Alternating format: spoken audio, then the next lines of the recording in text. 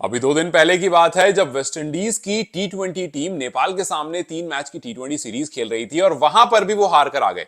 फिलहाल West Indies cricket काफी downfall पर चल रहा है और जब इनकी टेस्ट टीम इंडिया पहुंचती है तो पहले दिन में ही ये बैकफुट पर चले जाते हैं। एक तरफ मोहम्मद सिराज और दूसरी तरफ केएल राहुल। केएल राहुल ने अपना वो क्रीम फॉर्म कंटिन्यू करा और मोहम्मद सिराज जिनको होम कंडीशन में बहुत अच्छा नहीं माना जाता है बहुत सारे लोगों के द्वारा, उन्होंने आज एक बार फिर प्रूव कर दिया कि भैया टेस्ट में बेस्ट सिराज ऑन एवरेस्ट। जी हाँ, टेस्ट में चाहे आप ओडीआई की बात करो, सॉरी चाहे आप होम कंडीशन की बात करो या फिर आप ओवरसीज की बात करो, दोनों में ही सिराज भाई जो हैं वो एकदम मियां मैजिक करके आते हैं और आज फिर 162 पर वेस्टइंडीज को ऑल आउट किया। और अगर आप टॉप 5 देखोगे तो वेस्टइंडीज के जो टॉप 5 है उनमें से 4 विकेट सिराज लेकर गए। मतलब जो ऊपर का आप कहते हो ना कि भाई किसी भी टीम की जो स्ट्रेंथ होती है उनका टॉप ऑर्डर होता है, उसको सिराज ने पूरी तरह से ध्वस्त कर दिया। एक विकेट जो शुरू के 4-5 में है उसको बुमराह ने ली और फिर उसके बाद इवेंचुअली बुमराह ने अपनी 3 विकेट कंप्लीट करी। हालांकि बुमराह ने कोशिश जरूर करी कि सिराज को उनका 5th विकेट मिल जाए, लेकिन अनफॉर्चुनेटली वो हो नहीं सका। एक बार मैच की तरफ देखते हैं। सबसे पहले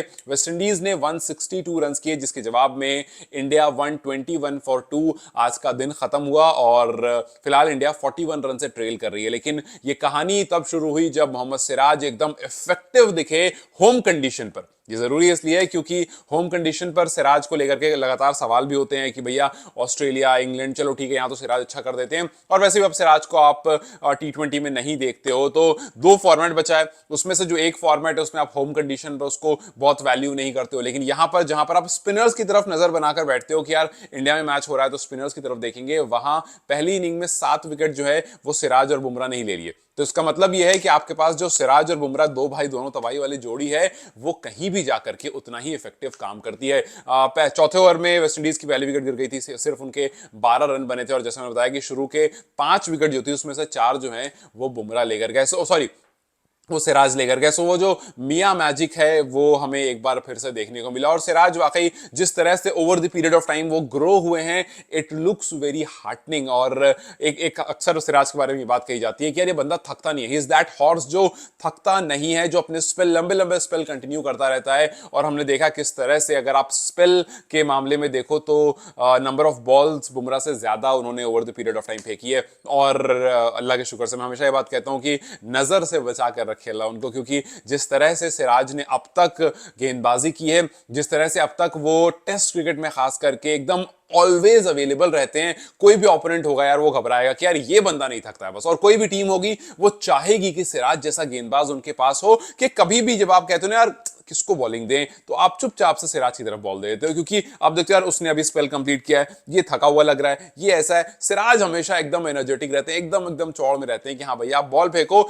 जितने लंबे स्पेल करवाना है करवाओ। और ये काफी अच्छी बात है, ये उनकी फिटनेस डिफाइन करती है। अक्सर इस बारे में बात करते हैं कि यार आप अगर क्रिकेटर्स की फिटनेस के बारे में बात करो तो जरूरी नहीं है कि आप उनके 6 पैक एब्स के बारे में बात करोगे कि भैया अच्छी फिजिक है, अच्छी बॉडी मेंटेन करता है। यह जरूरी नहीं है कि आप उनके मतलब के पर्टिकुलर जो दिखने वाली चीज है उसके बारे में बात करो। डिपेंड ये करता है कि वो मैदान में कितना अच्छा है। और सिराज जैसा हम जानते हैं कि भाई मैदान में वो वाकई काफी अच्छे हैं और उनकी जो फिटनेस है वो दिखती है। टेस्ट क्रिकेट में अगर कोई 4-4 5-5 दिन में लंबे लंबे स्पेल डाल रहा है तो इस प्रीटी मच शोज कि भाई वो एकदम टॉप नॉच प्लेयर है और क्रिकेट के लिए के हिसाब से फिटनेस जो है उसकी वो बहुत अच्छी है। इनफैक्ट इसके साथ साथ सिराज ने, अगर आप WTC 2025 के इस दौर की बात करोगे तो 2025 में उन्होंने अभी तक सबसे ज्यादा विकेट लिए। तो वो जो रिकॉर्ड ज्यादा विकेट लेने वाला है वो भी फिलहाल सिराज के नाम पर आ गया है। सिराज ने 2025 में 30 विकेट लिए और उनके नीचे दूसरा नाम जो है वो स्टार्क का। स्टार्क ने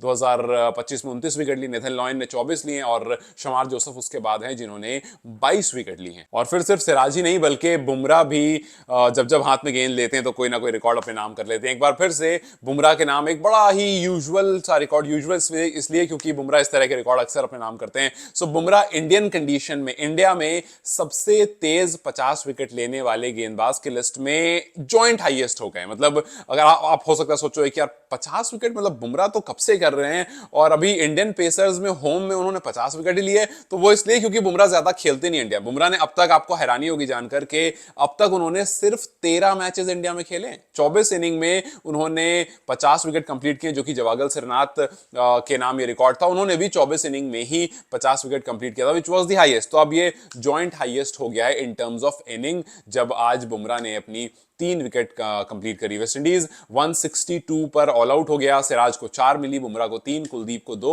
और वॉशिंगटन सुंदर को 1 विकेट। सो इंडिया की तरफ से काफी फैंटास्टिक बॉलिंग परफॉर्मेंस, खास करके फास्ट बॉलर्स की तरफ से काफी अच्छी परफॉर्मेंस आई। और जब बल्लेबाज उतरे तो फिर क्या कहने, केएल राहुल जो अपने, जैसे मैंने कहा, क्रीम फॉर्म में चल रहे हैं, उन्होंने 53 नॉट आउट पर बल्लेबाजी कर रहे हैं फिलहाल वो, और इस साल उन्होंने 600 से ऊपर रन लगा दिए, विच इज सेकंड हाईएस्ट उनका अब तक के करियर का। 2017 में उन्होंने कुछ 600 प्लस रन लगाए थे, और एक बार फिर से उन्होंने 600 प्लस रन यहां पर लगा दिए। अब देखना यह है कि केएल राहुल, जिनको अभी अभी कल भी खेलना है, उसके बाद अगली इनिंग भी है, और जिस तरह से इंग्लैंड में वो खेल कर आए, एक जबरदस्त फॉर्म में दिखे, होम और अवे दोनों कंडीशन में केएल राहुल काफी जबरदस्त रहे हैं, और अभी वो नॉट आउट हैं। सो उम्मीद करेंगे कि इसको वो बड़े नंबर में कन्वर्ट करें। और अक्सर लोग जब केएल राहुल की बात करते हैं तब ओवरसीज की बात करते हैं, जैसे आप जब सिराज की बात करते हो आप ओवरसीज की बात करते हो कि यार बाहर अच्छी गेंदबाजी करता है, वैसे केएल राहुल बाहर अच्छी बल्लेबाजी करते हैं, लेकिन ये घर पर भी उतनी ही अच्छे हैं।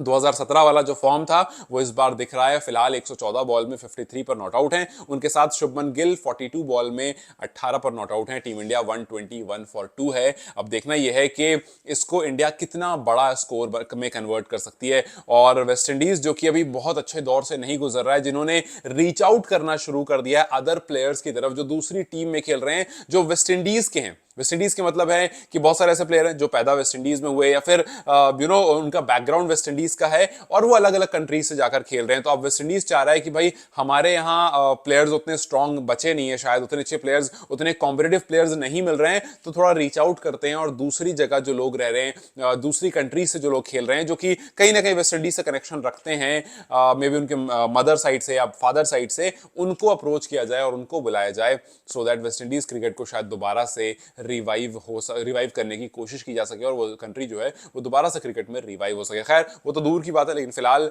इस टेस्ट मैच में क्या होगा, क्या दूसरे दिन वेस्ट इंडीज कमबैक करेगा या फिर इंडिया को जो एक अच्छी शुरुआत मिली है उसको इसी तरह से वो कंटिन्यू करके एक बड़ा टोटल बोर्ड पे लगाएगा और इनिंग डिफीट जैसा कुछ सोच सकता है। हालांकि वो बहुत दूर की बात है, बट स्टिल विल थिंक कि ऐसा कुछ जरूर हो, बिकॉज होम कंडीशन में शुभमन गिल का पहला टेस्ट है एज अ कैप्टन। ओवरसीज में अच्छा करके आए थे, घर पर भी उम्मीद है कि कुछ बेहतरीन करेंगे। खैर what's your thought on this, please मुझे कमेंट सेक्शन में जरूर बताएं। Till then you guys take care, I will see you very soon, bye bye.